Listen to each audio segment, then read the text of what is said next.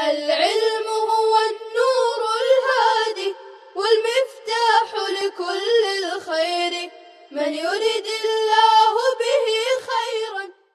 السلام علیکم ورحمۃ اللہ وبرکاتہ۔ عزیز طلبہ،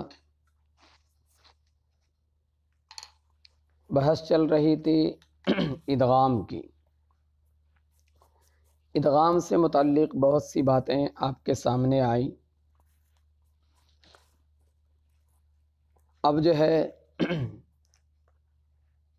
ہم کتاب میں پہلا شعر پہلے جو ہے پڑھتے ہیں اور اس کا ترجمہ کرتے ہیں، پھر اسی کے ضمن میں ادغام کے لغوی اور اصطلاحی معنی بھی بتلائیں گے۔ مصنف فرماتے ہیں وَأَوَّلَيْ مِثْلٍ وَجِنْسٍ إِنْ سَكَنَ وَأَوَّلَيْ مِثْلٍ وَجِنْسٍ إِنْ سَكَنَ، سکن لکھا ہوا ہے، غلط ہے وہ۔ وَأَوَّلَيْ مِثْلٍ وَجِنْسٍ إِنْ سَكَنَ أَدْغِمْ كَقُلْ رَبِّ وَبَلَّى وَأَبٍ فِي يَوْمِ مَعْ قَالُوا وَهُمْ وَقُلْ نَعَمْ سَبِّحْ لَا تُزِغْ قُلُوبَ فَالْتَقَمْ۔ ترجمہ دیکھیے، اور مثلین و متجانسین کا پہلا حرف ساکن ہو تو ادغام کرو۔ مثلین اور متجانسین کا پہلا حرف ساکن ہو تو ادغام کرو، جیسے قر ربی اور بلا۔ وَأَبٍ اور اظہار کرو، فی یوم مع قالوا وهم وقل نعم سبح لا تزغ قلوب فالتقم۔ فی یومن میں، مع قالوا وهم قل نعم سبح لا تزغ قلوب اور فالتقم کے۔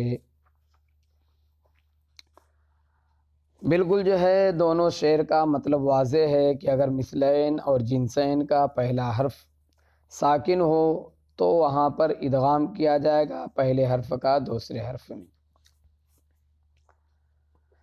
مثال دیا ہے قر ربی اور بلا، پھر وہ اخیر میں بتلایا وہ ابن اور اظہار کرو۔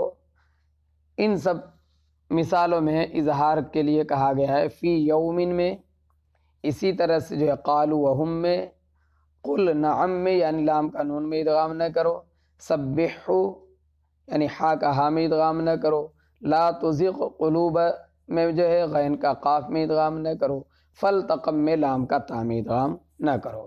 یہ جو ہے بالکل واضح بات ہے۔ اب جو ہے تھوڑی سی بات ہم جو ہے عبارت سے متعلق کرتے ہیں کہ اولی جو ہے یہ مضاف ہے، اصل میں تھا اولین، نون جو ہے اضافت کی وجہ سے گر گیا لہذا اولی ہو گیا۔ مثلن و جنسن دونوں یہ جو ہے مضافلے ہیں۔ پھر ادغم کا مفعول بہ مقدم، ادغم کا مفعول بہ مقدم بنیں گے، یہ جو ہے مثلن و جنسن یہ کیا بنیں گے؟ مضافلے، اور اولی مضاف، یہ دونوں مضاف اور مضافلے مل کر کے پھر کیا بنیں گے؟ ادغم کا مفعول بہ مقدم۔ ان سکن کی ضمیر فاعلی اول میں، اولے میں جو اول ہے اس کی طرف راجع، فعل اور فاعل مل کر اسی طرح سے مفعول مل کر یہ بنیں گے شرط۔ ادغم یہ جو فعل ہے اپنے فاعل و مفعول کے جو ہے مل کر کے جو ہے جزا بنے گی۔ ابن یہ صیغہ امر ہے، فعل با فاعل، اور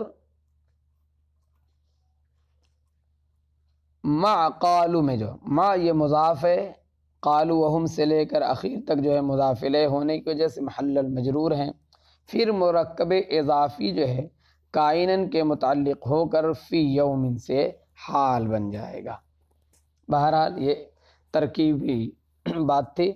اب جو ہے اس شعر کے اندر مصنف رحمۃ اللہ علیہ نے کیا بتلایا ہے؟ پہلے شعر میں، شعر کے پہلے مصرعے میں مصنف رحمۃ اللہ علیہ نے سبب، محل اور شرط ادغام بیان کیے۔ سبب مد، یہ سبب ادغام، محل ادغام اور شرط ادغام بتلائی ہے، اور دوسرے مصرے میں جو ہے اسی کی مثال پیش کی ہے، اور پھر اس کے بعد جو وہ ابن کے ذریعے موانع ادغام کو بیان کیا ہے۔ ہاں البتہ اس کا تکملہ جو ہے دوسرے شعر میں ہے۔ تو شعر سابق میں یعنی ابن سے جو موانع ادغام کو بیان کیا تھا اسی کی مثالیں بیان کر دی ہیں۔ فی یوم ما قالوا وہم وقل نعم سبح لا تزغ قلوب فالتقم کے اندر۔ تو بہرحال اس پہلے شعر کے اندر مصنف نے کیا بیان کیا ہے؟ سبب ادغام، محل ادغام، شرط ادغام اور موانع ادغام۔ پھر جو ہے مزید یہ کیا ہے کہ پہلے ہی شعر کے اندر سبب ادغام، محل ادغام، شرط ادغام بیان کرنے کے بعد ادغام کی جو ہے مثالیں دی ہیں، اور پھر موانع ادغام کو بیان کر کے فی یومن سے جو ہے موانع ادغام کی کچھ مثالیں بیان کی ہیں۔ بہرحال تو ادغام کے لغوی معنی آتے ہیں ادخال شیء فی شیء آخر، ادخال شیء فی شیء آخر یعنی کسی چیز کا کسی دوسری چیز میں داخل کرنا، ایک چیز کا کسی دوسری چیز میں داخل کرنا۔ چنانچہ اہل عرب بولتے ہیں ادغمت اللجام فی فم الفرس، ادغمت سیفی فی غمدہ، میں نے گھوڑے کے منہ میں لگام ڈال دی۔ اسی طرح سے میں نے اپنی تلوار اس کے نیام میں ڈال دی، یعنی ایک چیز کا دوسری چیز میں داخل کرنا۔ چنانچہ شاعر کہتا ہے وَأَدْغَمْتِ فِي قَلْبِي مِنَ الْحُبِّ شُعْلَةً، کوئی جو ہے شاعر عاشق مزاج ہے وہ کیا کہہ رہا ہے؟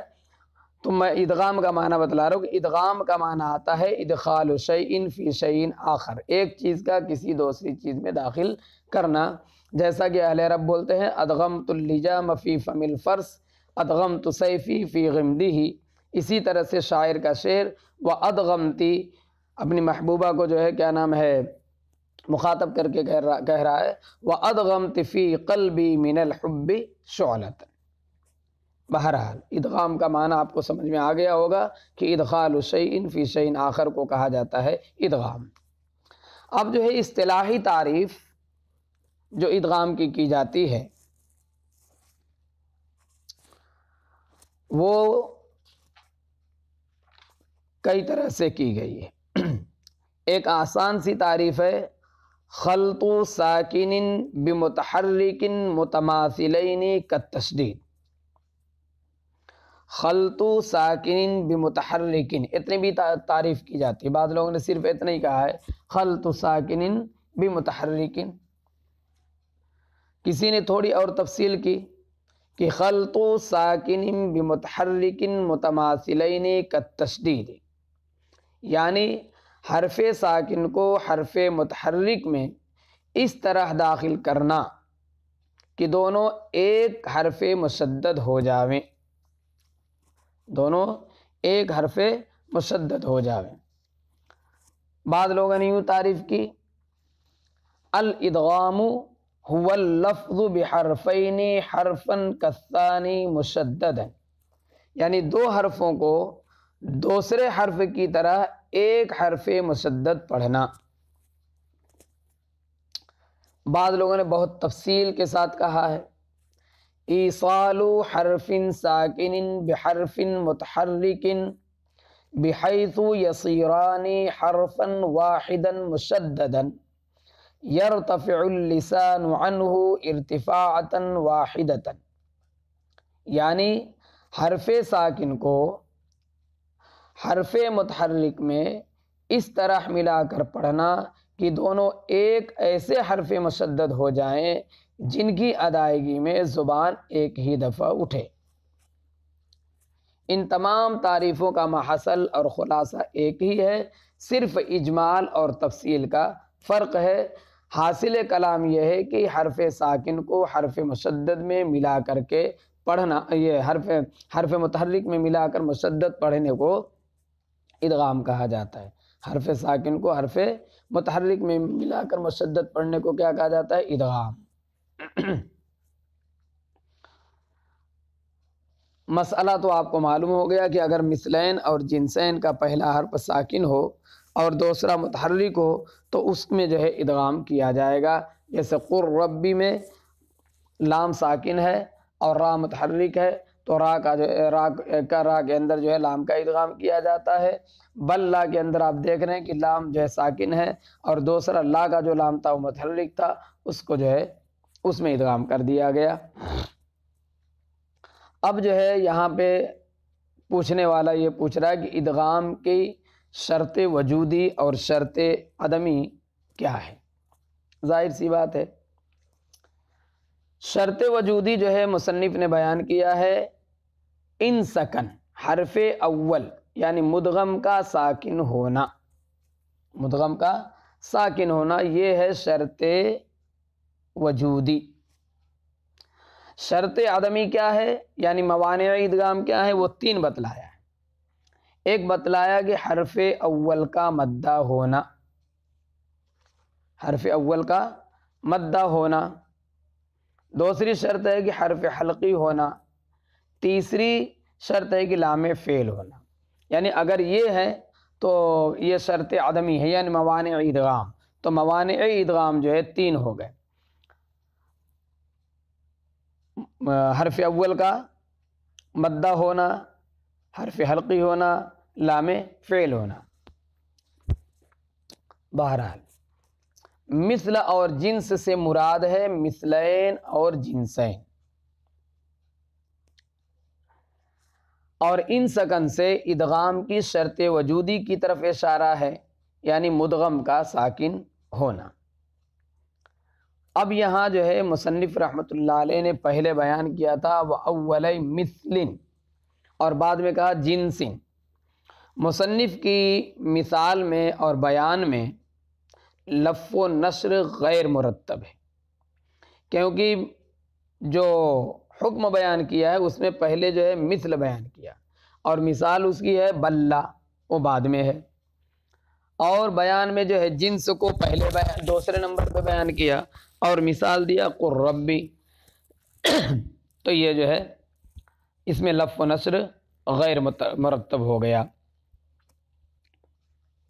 اب سوال یہ ہوتا ہے کہ مصنف رحمۃ اللہ علیہ نے صرف مثلین اور متجانسین کو ہی کیوں بیان کیا ہے، متقاربین کو بیان کیوں نہیں کیا؟ اس کا جواب بہت آسان ہے اگر آپ سمجھیں کہ ناظم نے ادغام کا جو ضابطہ اور قانون بنایا ہے وہ یہ ہے کہ مثلین اور متجانسین کا پہلا حرف ساکن ہو تو ادغام ضروری ہے۔ یہ ضابطہ ادغام متقاربین میں ہر جگہ جاری نہیں ہوتا، اس لیے اسے بیان نہیں کیا گیا، تو مصنف نے اس طرح سے چھوڑ دیا۔ لیکن اب جو ہے یہاں پر ایک اعتراض ہوتا ہے کہ قر ربی کے اندر لام اور را یہ تو متقاربین کی مثال ہے اور آپ نے جو ہے اس کو جنس میں پیش کیا متجانسین کی مثال میں، تو سوال یہ ہے کہ مصنف رحمۃ اللہ علیہ نے قر ربی والی مثال متجانسین کی کیسے بیان کیا جبکہ وہ متقاربین ہیں، لام اور را قریب المخرج ہے نہ کہ متحد المخرج؟ تو اس کا جواب یہ ہے کہ اصل میں لام اور را کے متحد المخرج اور مختلف المخرج ہونے میں اختلاف ہے۔ نحات کے یہاں، اکثر نحات کے یہاں دونوں جو ہے الگ الگ ہیں یعنی مختلف المخرج ہیں، جیسا کہ باب المخارج کے اندر آپ نے پڑھا ہے لام کا مخرج، پھر نون کا مخرج، پھر را کا مخرج، اور قراء کے یہاں جو ہے لام نون را کا مخرج ایک کہا گیا ہے۔ تو اب جو ہے بظاہر ایسا لگ رہا ہے کہ قر ربی والی مثال جو ہے یہ متقاربین کی ہے۔ اگر آپ دیکھتے ہیں جیسا کہ نحویوں کے یہاں ہے لام نون را کا مخرج الگ الگ، تو اب آپ کیا کہیں گے؟ جب کوئی یہ اعتراض کرے کہ مصنف رحمۃ اللہ علیہ نے قربی کی مثال کو جنسین میں یا متجانسین میں جو پیش کیا ہے یہ صحیح نہیں ہے، کیونکہ لام اور را جو ہے یہ قریب المخرج ہیں نہ کہ متحد المخرج۔ تو اس کا جواب یہ دیا جائے گا کہ اصل میں مصنف نے باب المخارج میں نحات کے قول پر عمل کیا ہے، اور نحات نے دونوں کا مخرج الگ الگ مانا ہے، اور یہاں پر باب الادغام میں جو ہے مصنف نے قراء کے قول پر عمل کیا ہے، اور قراء کے یہاں قراء جو ہے دونوں کا مخرج ایک مانتے ہیں۔ اب سوال یہ ہوگا، یعنی یہ آسان جواب یہ آپ سمجھ لیجیے پہلے کہ قربی والی مثال کو مصنف نے متجانسین میں بیان کیا ہے، جبکہ بظاہر لام اور را کا مخرج جیسا کہ ہم نے پڑھا ہے باب المخارج میں دونوں کا مخرج قریب قریب ہے نہ کہ ایک ہے، لہذا یہ مختلف المخرج ہوئے، یہ قریب المخرج ہوئے جی، اور متحد المخرج نہیں ہوئے۔ تو اس کا جواب یہ دیں گے صرف آسان لفظوں میں کہ مصنف نے باب المخارج میں نحات کے قول پر عمل کیا، اور یہاں جو ہے باب الادغام میں قراء کے قول پر عمل کیا۔ اب آپ سوال یہ کریں گے کہ باب المخارج میں مصنف نحات کے قول پر اور یہاں جو ہے باب الادغام میں قراء کے قول پر عمل کرنے میں کیا حکمت ہے، کیوں ایسا کیا؟ جب کرنا تھا تو دونوں باتیں ایک جیسی کرتے۔ تو اس کا جو ہے کئی جواب ہیں۔ ایک جواب یہ ہے اس لیے کہ مخرج کا مقصد تھا امتیاز بین الحرف والصوت، جیسا کہ باب المخارج میں آپ کو بیان کیا گیا ہے، اور یہ چیز یعنی امتیاز بین الحرف والصوت یہ چیز جو ہے نحات کے قول میں زیادہ پائی جاتی تھی، اس لیے باب المخارج میں نحات کے قول پر عمل کیا گیا۔ اور ادغام کا تعلق چونکہ ادائیگی سے ہے اور قرأت سے ہے، لہذا یہاں قراء کے قول پر عمل کیا گیا۔ تو متجانسین کی مثال بھی یہ ہو گئی۔ دوسرا جواب یہ کہ جنس سے مراد جنسین ہے۔ جنس سے مراد کیا ہے؟ جنسین، اور یہ عام معنی ہے جو متجانسین اور متقاربین دونوں کو شامل ہے، کیونکہ ہر ایسے دو حرف جو مختلف الصفت ہوں گے وہ مختلف المخرج ضرور ہوتے ہیں، لیکن شدت قرب کی وجہ سے انہیں متحد المخرج کہہ دیا جاتا ہے، جیسا کہ آپ کو ہم نے بتلایا تھا کہ 29 حرف کے لیے 29 مخارج ہیں، شدت قرب کی وجہ سے دو حرف کو 3 حرف کو ایک مخرج سے بیان کر دیا جاتا ہے۔ یہ بہت ہی آسان جواب ہے۔ اگر کوئی ایسا کہتا ہے تو کہ جو ہے قربی والی مثال متجانسین کی نہیں بلکہ متقاربین کی ہے، تو آپ اس کو کہہ سکتے ہیں کہ مصنف نے غلط نہیں کیا ہے، بلکہ جنس سے جنسین مراد ہے، اور اس میں جو ہے متجانسین اور متقاربین دونوں شامل ہیں۔ تو ناظم رحمۃ اللہ علیہ کا نظریہ شاید یہی ہے کہ متقارب متجانس میں داخل ہے، اس وجہ سے جو ہے علامہ مراشی رحمۃ اللہ علیہ کے بقول متحد المخرج اور مختلف الصفت حرفوں کو متجانسین کہتے ہیں۔ متحد المخرج اور مختلف الصفت حرفوں کو متجانسین کہتے ہیں، لیکن اس کے برعکس کا کوئی نام نہیں ہوتا، جیسے جیم اور دال۔ حالانکہ بعض قراتوں میں دال کا جیم میں ادغام ہوا ہے، جیسے قد جعل کو پڑھا جاتا ہے قد جعل، لہذا مناسب ہے کہ اس طرح کے حرفوں کو متجانسین کہا جائے۔ تو اصول کی بنا پر لام اور را متجانسین ہوئے، کیونکہ یہ دونوں سوائے تقریر کے تمام صفات جہر، توسط، استفال، انفتاح، اطلاق اور انحراف میں متحد ہیں۔ تاہم اگر دیکھا جائے تو پہلا اور دوسرا جواب ہی جو ہے یہ تحقیق پر مبنی ہے، باقی جو ہے دوسرے باتیں جو ہے تعویل کی قبیل سے ہیں۔ تو آپ کیا کہیں گے کہ قربی والی مثال جو ہے مصنف رحمۃ اللہ علیہ نے جو جنس میں جنسین میں جو پیش کی ہے، تو اور وہ جو ہے بظاہر متقاربین کی ہے، تو اس کی وجہ یہ ہے کہ مصنف نے دونوں قولوں پہ عمل کیا، نحات کے قول پر بھی اور قراء کے قول پر بھی۔ نحات کے قول میں چونکہ جو ہے امتیاز بین الحرف والصوت جو مخرج کا اصل مقصد ہے وہ زیادہ پایا جاتا تھا، تو وہاں باب المخارج کے اندر مصنف نے جو ہے نحات کے قول پر عمل کرتے ہوئے لام، نون اور را کا مخرج الگ الگ بیان کیا، اور ادغام کا تعلق چونکہ ادائیگی سے تھا لہذا یہاں پر جو ہے قراء کے ایک قول پہ عمل کرتے ہوئے دونوں کو متجانسین مانا ہے، کیونکہ جو ہے قراء کے یہاں لام اور را کا مخرج ایک ہے۔ اور دوسرا جواب یہ ہے کہ جنس سے جنسین مراد ہے، اور جنسین میں متجانسین اور متقاربین دونوں داخل ہیں، لہذا اس میں اب کوئی غبار نہیں رہا۔ آگے جو ہے بتلا رہے وَأَبِن فِي يَوْمِ مَا قَالُوا وَهُمْ وَقُلْ نَعَمْ سَبِّحْ وَلَا تُزِغْ قُلُوبَ فَالْتَقَمْ۔ اس میں جو ہے مصنف رحمۃ اللہ علیہ نے موانع ادغام کو بیان کیا ہے، اور ان کے علاوہ بھی کچھ موانع ادغام ہے جو انشاءاللہ آپ کو تفصیل سے یہ دوسرا شعر جو ہے اگلے سبق میں سمجھایا اور بتلایا جائے گا۔ وَمَا عَلَيْنَا إِلَّا الْبَلَاغُ۔ السلام علیکم ورحمۃ اللہ۔ السلام عليكم، لا تنسوا الاعجاب بالفيديو والاشتراك في القناة تشجيعا لنا لنستمر بنشر المزيد إن شاء الله.